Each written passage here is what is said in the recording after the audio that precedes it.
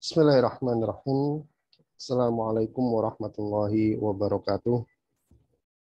Alhamdulillah. Alhamdulillahilladzi arsala rasulahu bil huda wa dinil haq liyudhhirahu 'ala dini kullihi walau karihal musyrikun. Asyhadu an la ilaha illallah wahdahu la syarikalah wa asyhadu anna Muhammadan abduhu wa rasuluh. Allahumma shalli wa sallim wa barik ala sayyidina Muhammadin wa ala alihi wa ashabihi wa man tabi'ahum bi ihsanin ila yaumiddin. Allahumma inna nas'aluka ilman nafi'a wa rizqan thayyiba wa amalan mutaqabbala, amma ba'd. Ayyuhal ikhwah hafizakumullah.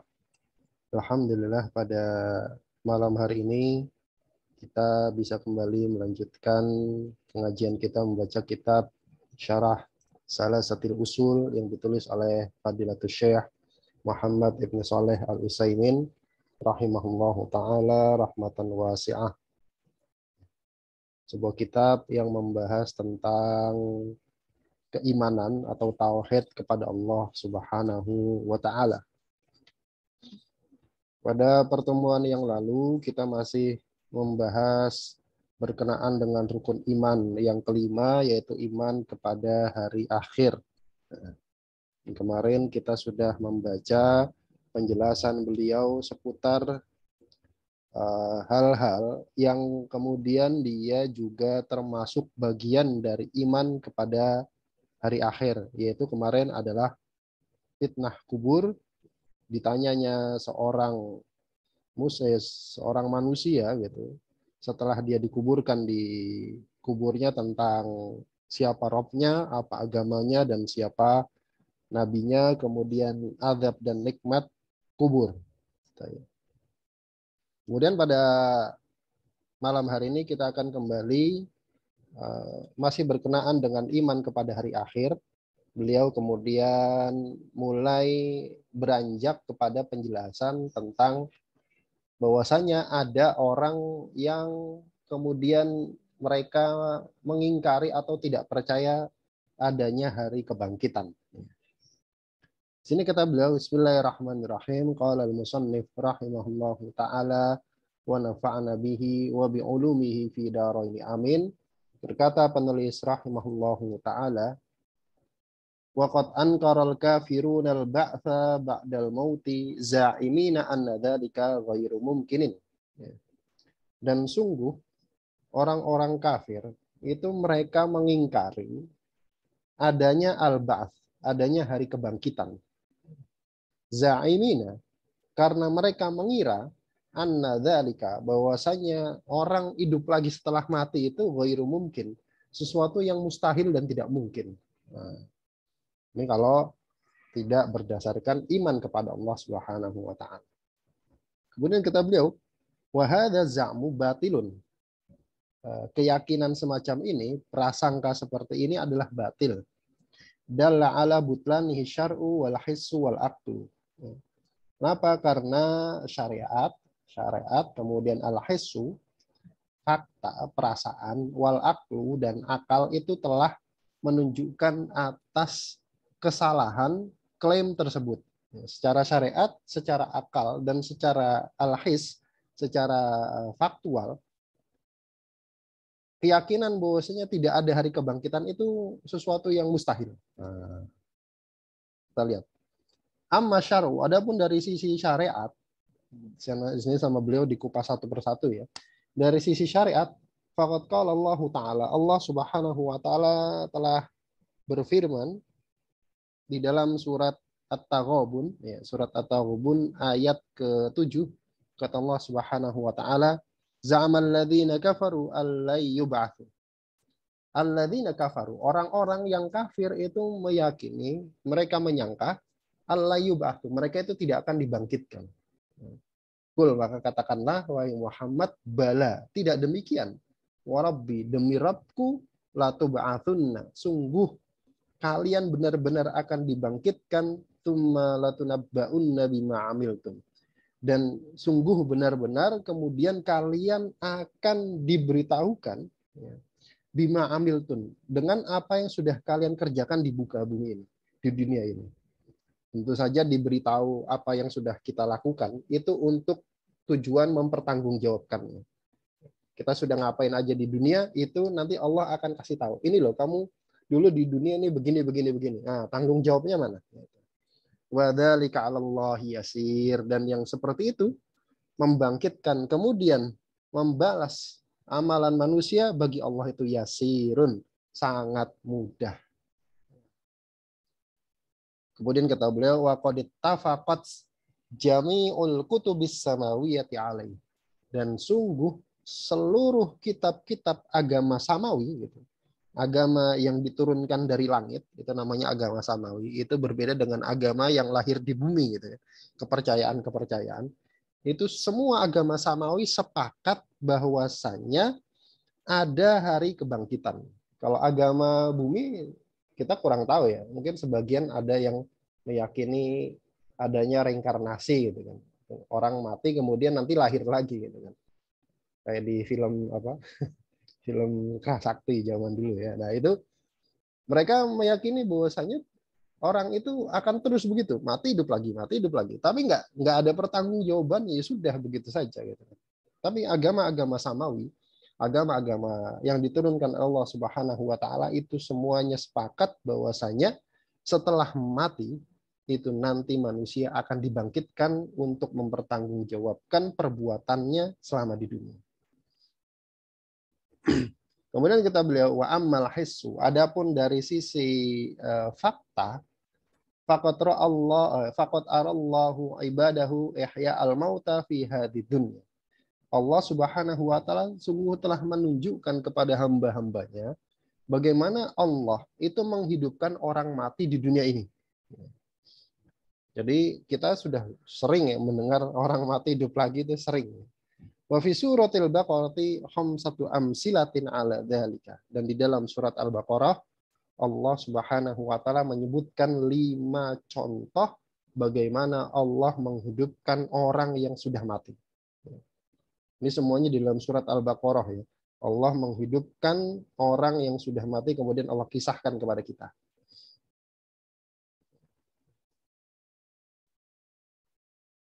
Kemudian kata beliau al-mithalul awal, contoh yang pertama adalah kaum Musa. Cerita tentang kaumnya Nabi Musa alaihi salatu wassalam. Hina qalu lahu, ketika kaumnya Nabi Musa berkata kepada Nabi Musa, lan nu'mina laka hatta narallaha jahrah. Wahai Musa, kami nggak akan beriman kepadamu, beriman kepada apa yang kamu katakan, hatta hingga narallaha jahrah. Kami melihat Allah secara langsung. Jahrah itu alaniyah. Secara langsung dengan mata kami sendiri. Nah, ini kebiasaannya Bani Israel. Bani Israel itu zaman dulu begitu. Masih ada nabinya dan sudah beriman, itu kelakuannya masih begitu. Fa'amatahumullahu ta'ala. Kemudian Allah Subhanahu wa ta'ala mematikan mereka semua. Tsumma ahyahum. Kemudian Allah hidupkan lagi. Wa fi dzalika yaqulullahu ta'ala mukhataban Bani Israel. Dan kemudian dan pada hal yang seperti itu Allah Subhanahu wa taala berfirman mukhotiban, mengajak bicara kepada Bani Israel. Apa kata Allah? Wa idz qultum ya Musa lan nu'mina laka hatta narallaha jahra. Wa idz, dan ingatlah tatkala kalian mengatakan kepada Nabi Musa lan nu'mina laka. Apa yang dikatakan, kami enggak akan beriman kepadamu hai Musa hatta narallaha jahrah, sampai kami melihat Allah secara langsung. Kemudian apa kata Allah? Fa akhadatkumus sa'iqatu wa antum tanzurun. Kemudian as-sa'iqah, petir itu kemudian menyambar mereka, wa antum tanzurun, dalam keadaan kalian melihat. Melihat apa? Melihat matinya atau disambar petirnya sebagian dengan sebagian yang lain. Artinya saling melihat. Ketika Allah turunkan petir untuk mencabut nyawa Bani Israel yang nggak mau beriman kepada Allah, itu mereka saling lihat. Itu mereka saling melihat. Tsumma ba'atsnakum. Kemudian kata Allah, kemudian kami bangkitkan kalian, artinya kami hidupkan kembali kalian, mimba di mautikum, setelah matinya kalian, la'allakum tashkurun, supaya kalian bersyukur. Supaya kalian bersyukur. Nah, ini kisah pertama tentang bagaimana Allah Subhanahu wa taala menghidupkan orang yang mati. Kisahnya tentang Bani Israel. Di sini rata-rata nanti semuanya Bani Israel ya. Kemudian wa misalusan. Contoh yang kedua, kisah yang kedua adalah fi qissatil qatilil ladzi ikhtasama fihi Banu Israel. Pada kisah orang yang terbunuh gitu.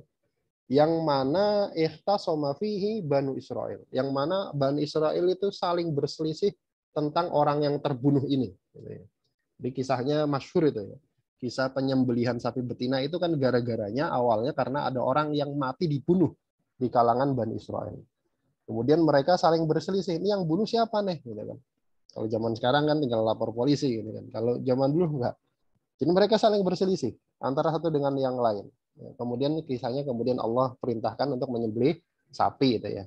Kemudian fa'amarahullahu ta'ala ayyadbahu baqarah. Kemudian Allah memerintahkan mereka untuk menyembelih sapi fayadribuhu bi ba'diha. Kemudian mereka memukulkan sebagian dari daging sapi tersebut, ada yang mengatakan itu daging bagian paha gitu ya, kepada mayat orang yang mati tadi. Liyukhbiruhum biman qatalahu. Untuk menghabarkan, liyukhbiruhum ya, untuk mengabarkan kepada Bani Israel siapa yang membunuh dia. Ini kisah yang sangat terkenal, kisah Bani Israel. Wa fi dzalika yaqulullahu ta'ala, tentang hal itu Allah Subhanahu wa taala berfirman dalam surat Al-Baqarah ayat ke-72 dan 73. Kata Allah Subhanahu wa taala, wa idz qataltum nafsan faddaratum fiha. Dan ingatlah tatkala kalian itu membunuh satu jiwa, faddaratum fiha, kemudian kalian saling tuduh, saling berselisih antara satu dengan yang lain. Artinya yang lain bilang, kamu kan yang bunuh. Bukan, enggak, saya bukan yang bunuh. Yang benar malah kamu yang bunuh. Nah, begitu. Jadi faddaratum fiha itu saling berselisih, saling tuduh. Saling tuduh. Wallahu mukhrijum ma kuntum taktumun. Sedangkan Allah ingin mukhrijun, ay mudhir, untuk menampilkan, untuk menunjukkan ma kuntum taktumun, apa yang kalian sembunyikan. Apa yang kalian sembunyikan. Fakulna, kemudian kami firmankan, idribuhu bi ba'diha. Setelah Allah perintahkan untuk menyembelih sapi, kemudian ceritanya mereka itu lari ke sana kemari ya, disuruh menyembelih sapi, ternanya laki-laki perempuan, warnanya apa, usianya berapa, bagaimana kondisinya, dan seterusnya. Akhirnya jadi susah. Gitu. Akhirnya jadi susah. Kemudian setelah mereka menyembelih sapi tersebut, kata Allah, idribuhu bi ba'diha. Pukullah mayat tersebut dengan bagian dari daging sapi yang telah kalian sembelih. Kemudian kadzalika yuhyillahul mauta wa yuriikum ayatihi la'allakum ta'qilun. Kemudian kadzalika yuhyillahul mauta, demikianlah kemudian Allah hidupkan orang yang mati tadi, wa yuriikum, dan Allah perlihatkan kepada kalian ayatihi, tanda-tanda kekuasaan Allah Subhanahu wa taala. Kemudian ceritanya orang yang dipukul ini kemudian bangun, bangkit lagi, hidup lagi, mengatakan yang bunuh saya si fulan. Nah, setelah itu mati lagi. La'allakum ta'qilun, supaya kalian ta'qilun artinya maksudnya ya tadabbarun, supaya kalian mentadaburinya. Mentadaburi apa? Bahwasanya yang mampu menghidupkan satu jiwa, yang mampu menghidupkan satu nyawa saja, satu diri saja, itu juga maha kuasa dan maha mampu untuk menghidupkan seluruh jiwa yang ada di dunia ini. Nah, itu maksudnya la'allakum ta'qilun. Kayak kenapa Allah tutup dengan ayat la'allakum ta'qilun, itu maksudnya itu, supaya kita bisa mentadaburi kisah ini, kisah yang Allah bawakan di dalam Al-Quran, yang mana di dalam Al-Quran itu tidak didatangi kebatilan dari depan dan dari belakangnya, dan pasti kebenaran di dalamnya, supaya kita bisa mentadaburi bahwasanya Allah itu mampu untuk menghidupkan satu jiwa, juga maha mampu untuk menghidupkan semua jiwa yang sudah mati. Begitu. Masya Allah. Itu kisah yang kedua. Kemudian al-mithalu tsalits, kisah yang ketiga adalah fi qissatil qaumil ladzi kharaju min diyarihim firaran minal maut.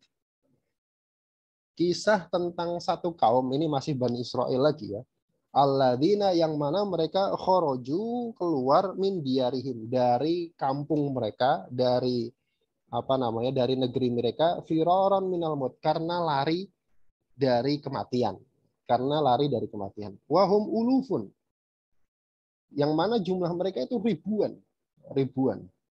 Fa'amatahumullahu ta'ala tsumma ahyahum. Kemudian ribuan orang yang lari dari kotanya, dari negerinya, kemudian Allah matikan mereka semua, kemudian Allah hidupkan lagi.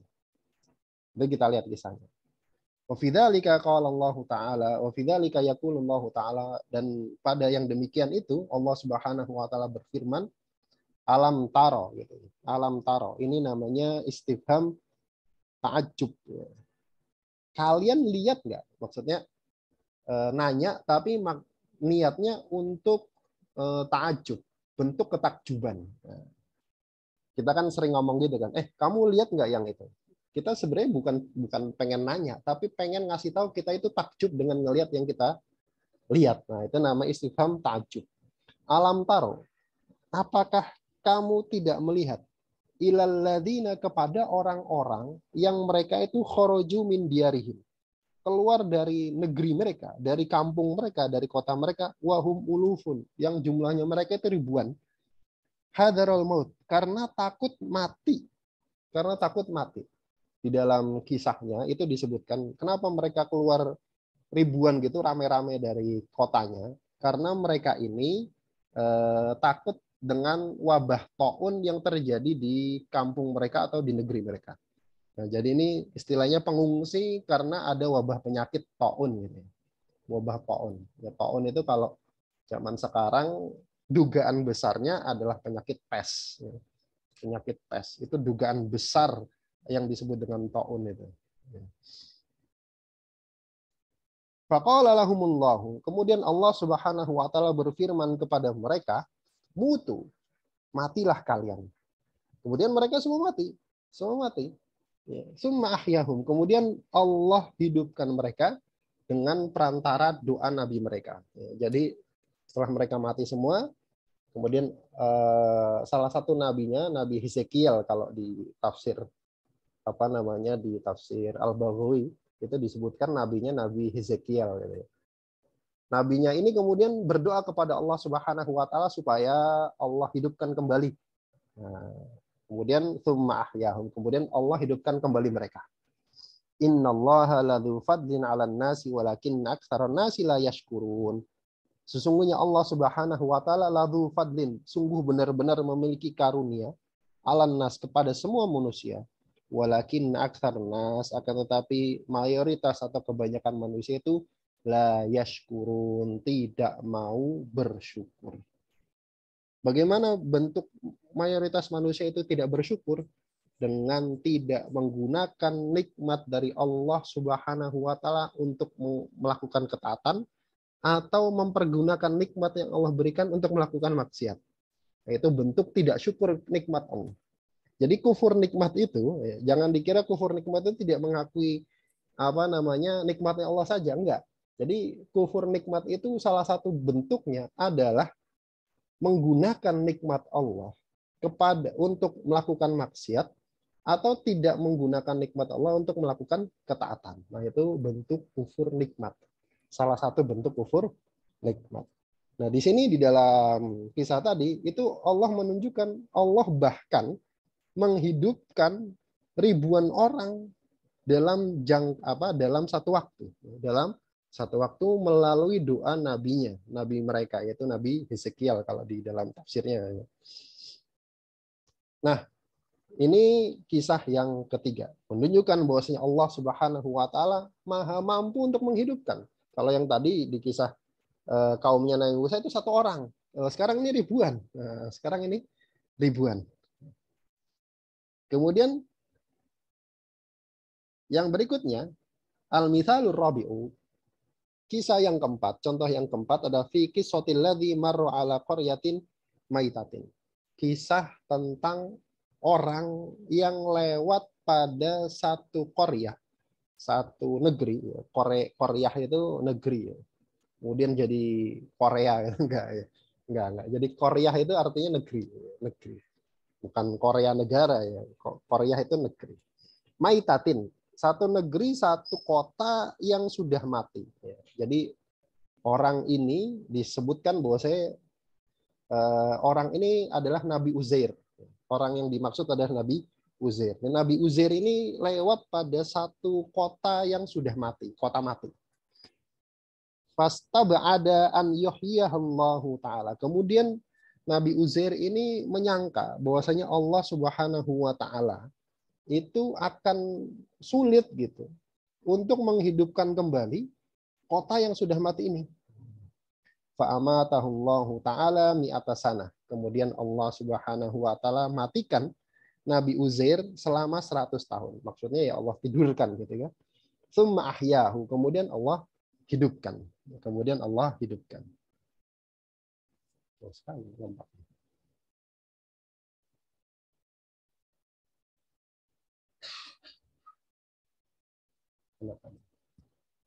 Oh, afwan.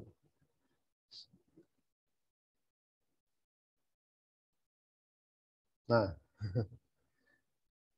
tsumma ahyahu fi dzalika yaqulu Allah Subhanahu wa taala. Kemudian Allah hidupkan Nabi Uzair, dan pada yang seperti itu Allah Subhanahu wa taala berfirman menceritakan atau gitu, kata Allah Subhanahu wa taala dalam surat Al-Baqarah ayat 259. Allah mengkisahkan au kalladzi marra ala qaryatin wa hiya khawiyatun ala urushiha. Atau kalladzi, sebagaimana orang yang marra, yang melewati ala qaryatin, atas satu negeri. Negeri yang dimaksud, Korea yang dimaksud di sini adalah Baitul Maqdis gitu ya. Ada para ahli tafsir yang mengatakan ini Baitul Maqdis. Baitul Maqdis, Al-Aqsa itu Baitul Maqdis. Jadi Nabi Uzair ini itu melewati Baitul Maqdis yang wahiyah khawiyatun ala urushiha. Yang bangunan-bangunan itu atapnya itu sudah roboh. Khawiyatun itu apa, sakitoh, roboh di atas atapnya. Jadi atapnya sudah pada roboh. Ada yang mengatakan ini karena setelah diserang sama raja musuhnya gitu, kemudian dihancurkan. Kemudian Nabi Uzair lewat kota tersebut dalam keadaan sudah hancur ya. Kemudian Nabi Uzair ini mengatakan, anna yuhyi hadillahu ba'da mautiha. Anna, bagaimana gitu. Yuhyi hadillahu ba'da mautiha. Allah Subhanahu wa taala menghidupkan kota ini setelah matinya. Bagaimana Allah Subhanahu wa taala menghidupkan kota ini setelah matinya. Kemudian kata Allah, fa'amatahullahu mi'ata amin tsumma ba'atha. Maka kemudian Allah Subhanahu wa taala mematikan Nabi Uzair mi'ata amin, selama 100 tahun. Ini kisah orang yang tidur selama 100 tahun. Tsumma ba'atha. Kemudian Allah bangkitkan. Di dalam tafsirnya disebutkan bahwasanya setelah Nabi Uzair ini tertidur selama 70 tahun, berlalu waktu 70 tahun, itu kemudian kota ini kembali bangkit gitu. Kota ini kembali bangkit, orangnya kemudian kembali lagi ke situ, kemudian dimakmurkan lagi dan hidup lagi kotanya setelah berlalu waktu 70 tahun. Kemudian setelah Allah hidupkan, setelah Allah bangkitkan kembali Nabi Uzair, Allah Subhanahu wa taala berfirman kepada Nabi Uzair, "Kam labista?" Berapa lama kamu tidur di sini? Ya. Kemudian orang ini berkata, labistu yauman au ba'da yaum. Aku tidur di tempat ini 1 hari, au ba'da yaumin, atau setengah hari. Ya. Kenapa? Karena Allah Subhanahu wa taala itu membuat orang ini mati di awal hari, di pagi hari, kemudian bangunnya itu sudah sore, sudah mau malam. Ya orang kalau begitu kan nyangkanya kayaknya saya tidur sehari apa setengah hari lah. Nyangkanya begitu. Kemudian Allah berfirman, bal labista mi'ata amin. Bahkan kamu sudah tidur selama 100 tahun. Loh, apa buktinya? Fandur ila ta'amik. Sekarang lihat kepada makanan. Makanan yang kamu bawa. Di tafsirnya disebutkan bekalnya itu buah tin gitu ya. Buah tin. Wasyarabika, dan minumanmu lam yatasannah. Itu belum berubah selama 100 tahun. Masya Allah. Jadi selama 100 tahun buah tin yang dibawa itu nggak berubah, nggak busuk. Wandur ila himarik. Sekarang coba lihat kepada himarmu, tungganganmu, keledai yang jadi tunggangan kamu. Itu sudah jadi sudah jadi tulang belulang. Wandur ila himarik itu maksudnya lihat ke keledaimu. Keledaimu sudah jadi tulang, sudah hancur. Walinaj'alaka ayatal linnas. Dan supaya kami jadikan kamu sebagai tanda kekuasaan tanda kekuasaan kami bagi manusia. Maksudnya apa tanda kekuasaan? Adanya hari kebangkitan. Adanya hari kebangkitan. Lihat Allah Subhanahu wa taala gimana Allah menghidupkan kota yang sudah mati ditinggal penghuninya, itu bisa Allah hidupkan lagi. Kemudian kamu sendiri yang sudah tidur selama 100 tahun, kemudian keledaimu sudah mati, sudah jadi tulang belulang, itu Allah hidupkan lagi.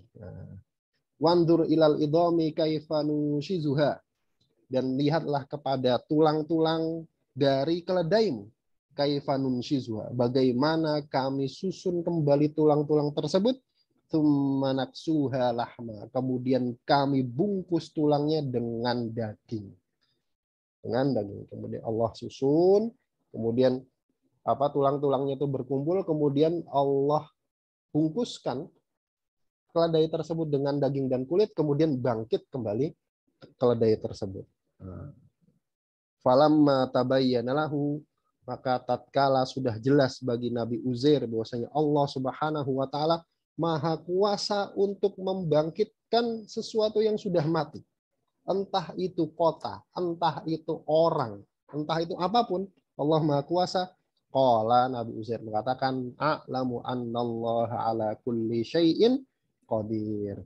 Aku tahu bahwasanya Allah Subhanahu wa taala itu atas segala sesuatu itu qadirun, Maha kuasa. Masya Allah. Jadi ini kisah bagaimana Allah Subhanahu wa taala menghidupkan dua hal sekaligus. Yaitu yang pertama kota mati, yang dimaksud adalah Baitul Maqdis setelah berlalu 70 tahun. Kemudian yang kedua adalah Nabi Uzair sendiri yang Allah tidurkan selama 100 tahun. Ditambah satu lagi, yaitu apa? Keledai, hewan. Hewan pun bisa Allah bangkitkan. Masya Allah. Kemudian kisah yang terakhir, al-misalul khamis, contoh yang kelima adalah fi qissat Ibrahim al-Khalil hina sa'alallaha ta'ala an yuriyahu. Kisah tentang Nabi Ibrahim al-Khalil, hamba yang sangat Allah kasihi, tatkala Nabi Ibrahim meminta kepada Allah an yuriyahu, supaya Allah memperlihatkan kepada dirinya kaifa yuhyil mauta. Bagaimana Allah Subhanahu wa taala menghidupkan sesuatu yang sudah mati. Kemudian fa'amarallahu ta'ala ayyatbaha arba'atan minat tayr. Kemudian Allah Subhanahu wa taala, ini kisahnya masyhur ya. Teman-teman yang dulu kecilnya sering baca cerita Nabi gitu, cerita Nabi. Itu mesti tahu kisah ini, Jadi kemudian Allah Subhanahu wa taala memerintahkan Nabi Ibrahim untuk menyembelih 4 ekor burung.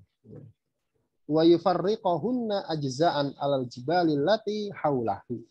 Kemudian Allah perintahkan supaya Nabi Ibrahim yufarriquhunna, memisah-misah gitu, membelah-belah burung tersebut ajza'an, menjadi beberapa bagian, alal jibal, tapi di atas gunung. Nah, setelah dipotong-potong, dipisah-pisah di atas gunung, allati haulahu, yang ada di sekitar Nabi Ibrahim.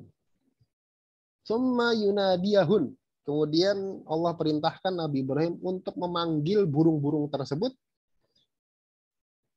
Fatal ta'imul ajza'u ba'duha ila ba'din. Kemudian bagian-bagian dari burung tersebut tal ta'imu, menyatu. antara satu dengan yang lainnya, fayatina ila Ibrahim masa'ya. Kemudian mendatangi Nabi Ibrahim dengan segera. Wa fi dzalika yaqulullahu ta'ala. Tentang hal ini Allah Subhanahu wa taala berfirman, wa idz qala Ibrahimu, dan ingatlah tatkala Nabi Ibrahim berkata, Rabbi arini kaifa tuhyil mauta. Rabbi, wahai Rabbku, arini, tolong perlihatkan kepadaku, kaifa tuhyil mauta, bagaimana engkau menghidupkan yang sudah mati. Ini tidak berarti kemudian Nabi Ibrahim itu ditimpa keraguan, tidak. Di dalam tafsirnya, Nabi Ibrahim ini mengatakan hal ini setelah Nabi Ibrahim itu berdebat dengan Namrud. Setelah Nabi Ibrahim berdebat dengan Namrud. Namrud kan sama kayak Fir'aun, ya, mengaku sebagai Tuhan. Kemudian Nabi Ibrahim bilang, Tuhanku itu adalah yang menghidupkan dan mematikan. Tuhanku itu adalah yang menghidupkan dan mematikan. Kemudian Namrud kan juga bilang, saya bisa menghidupkan dan mematikan. Nah, Nabi Ibrahim ingin naik keimanannya dari hak keyakinan menjadi ainul yakin. Menjadi ainul yakin. Ainul yakin itu melihat secara langsung bagaimana Allah Subhanahu wa taala menghidupkan sesuatu yang sudah mati. Kemudian Nabi Ibrahim berkata seperti ini. Qala, kemudian Allah Subhanahu wa taala berfirman, awalam tu'min? Apakah kamu belum beriman wahai Ibrahim? Qala, kata Nabi Ibrahim, bala, tidak ya Allah, saya sudah beriman. Walakin liyatma'inna qalbi, akan tetapi supaya hatiku itu menjadi tumakninah, menjadi tenang.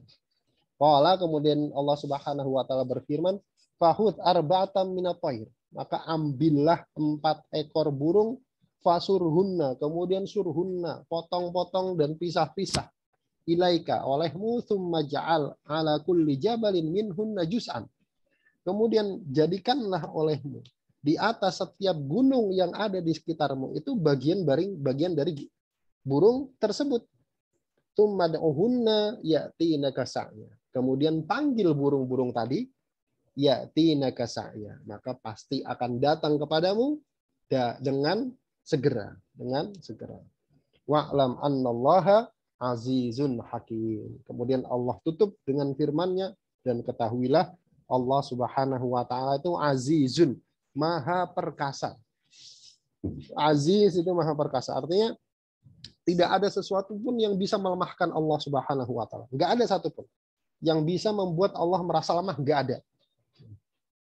Hakimun, dan Allah itu maha bijaksana, maha hakim. Bijaksana apa? Pada semua perbuatan yang telah Allah lakukan itu Allah memiliki hikmah. Allah memiliki hikmah. Makanya ujung ayat itu di dalam setiap ayat Al-Qur'an itu punya makna yang berkaitan dengan ayat-ayat sebelumnya gitu. Di sebelum ayat ini kan Allah bercerita tentang Nabi Ibrahim, bagaimana Nabi Ibrahim itu kemudian meminta Allah untuk menghidupkan burung, memperlihatkan kepada Nabi Ibrahim bagaimana Allah menghidupkan sesuatu yang sudah mati. Nah, Allah itu nggak akan bisa dilemahkan oleh sesuatu apapun. Satu. Kemudian Allah memerintahkan Nabi Ibrahim untuk mencincang burung kemudian ditaruh di gunung. Dan Allah itu hakim, maha bijaksana pada semua perbuatan Allah Subhanahu wa taala. Semua perbuatan Allah ada hikmahnya. Artinya yang Allah perintahkan kepada Nabi Ibrahim itu ada hikmahnya. Itu apa? Untuk menunjukkan bahwasanya Allah itu maha kuasa untuk menghidupkan sesuatu yang mati. Untuk menghidupkan sesuatu yang mati. Dan bukan sesuatu yang sulit untuk Allah untuk menghidupkan kembali semua makhluk yang sudah mati nanti di hari kiamat. Nah, poinnya di situ. Kemudian beliau tutup dengan perkataannya, wa hadhi amsilatun hassiyatun waqi'atun. Dan ini adalah contoh-contoh hissiyah yang fakta gitu ya, yang terjadi waqi'ah yang nyata, tadullu yang menunjukkan ala imkaniyati ihya'il mauta, atas memungkinkannya dihidupkannya sesuatu yang sudah mati. Wa qad sabaqatil isyaratu ila ma ja'alahu Allah taala min ayati Isa bin Maryam min ihya'il mauta wa ikhrajihim min kuburihim bi'idnillahi ta'ala. Dan sungguh juga telah berlalu isyarat tentang hal ini. Bagaimana Allah Subhanahu wa taala menjadikan mukjizat bagi Nabi Isa alaihissalam, ya, berupa apa? Min ihya'il mauta. Allah Subhanahu wa taala jadikan Nabi Isa bisa menghidupkan orang mati. Wa ikhrajihim minal kubur. Dan Allah Subhanahu wa taala jadikan Nabi Isa mempunyai mukjizat bisa mengeluarkan, menghidupkan orang yang sudah dikubur. Bi'idnillahi ta'ala, dengan izin dari Allah Subhanahu wa taala. Baik. Ini semua menunjukkan bahwasanya Allah Subhanahu wa taala mampu untuk menghidupkan sesuatu yang sudah mati. Dan itu terekam di dalam Al-Qur'an, yang mana Al-Qur'an adalah kitab yang tidak mungkin disusupi oleh kebohongan di dalamnya. Adapun dalil secara akal dan yang lainnya insya Allah akan kita bahas di pertemuan yang akan datang. Baik. Wallahu ta'ala alam bishawab.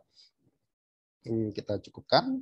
Mudah-mudahan yang sedikit ini ada manfaatnya, yang benar tanggalnya dari Allah Subhanahu wa taala dan Rasulnya, dan yang salah dari saya pribadi dan dari syaitan, dan saya mohon ampun atasnya. Kita tutup dengan bacaan doa kafaratul majelis. Bismillahirrahmanirrahim. Subhanakallahumma wa bihamdik asyhadu an la ilaha illa anta astaghfiruka wa atubu ilaik. Assalamualaikum warahmatullahi wabarakatuh. Waalaikumsalam warahmatullahi wabarakatuh. Jazakallahu khairan Ustaz Wahyu. Wa yakum. Barakallahu fikum. Barakallahu fikum.